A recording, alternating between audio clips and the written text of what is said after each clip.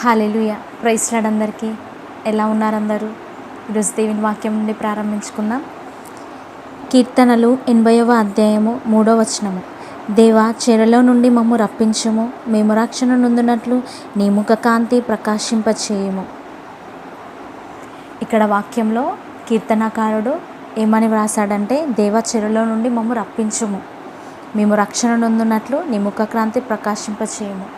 అవును, చెరలో నుండి బయటికి రప్పించేది ఆ యేసుక్రీస్తు ప్రభు మాత్రమే.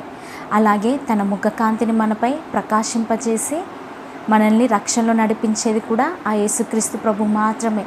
ఎలాగైతే సౌలు పౌలుగా మార్చబడ్డాడో, ఆ యేసుక్రీస్తు ప్రభు ఆ ముఖకాంతి అతన్ని ఎప్పుడైతే దర్శించిందో, ఎప్పుడైతే తన మీద ఆ ముఖకాంతి ప్రకాశింపచేయబడిందో, అప్పుడు ఆ సౌలు పౌలుగా మార్చబడ్డాడు.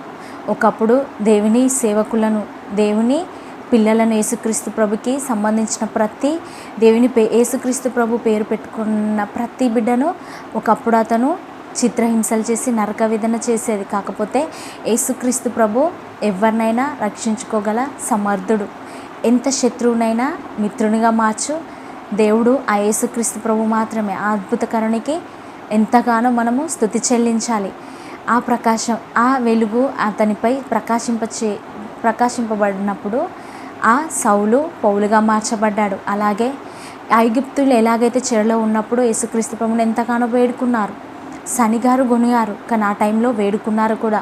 చెరలో నుండి మమ్మల్ని నడిపించు, రప్పించు, మమ్మల్ని కాపాడు, మమ్మల్ని రక్షించు, ఈ చెర నుండి, ఐగుప్తీల నుండి మమ్మల్ని వాగ్దాన దేశానికి రప్పించని వేడుకున్నారు. వాళ్ళు కూడా రోదనతో, వేదనతో వాళ్ళు కూడా యేసుక్రీస్తు ప్రభుని ప్రార్థించారు.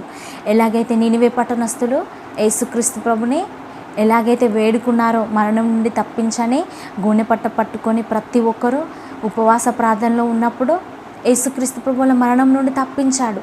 ఎలాగైతే ఎస్తేరు 3 రోజులు ఉపవాస ప్రార్థన చేసినప్పుడు ఆమె ప్రార్థనకి జవాబు వచ్చిందో, అలాగే మన ప్రార్థనకు కూడా జవాబు వస్తుంది. మనల్ని కూడా యేసుక్రీస్తు ప్రభు చెరలో నుండి రప్పిస్తాడు. మనల్ని కూడా తన ముఖకాంతిని మనపై ప్రకాశింపచేసి మనల్ని రక్షణలో నడిపిస్తాడు. మీరు కూడా వేడుకోనండి.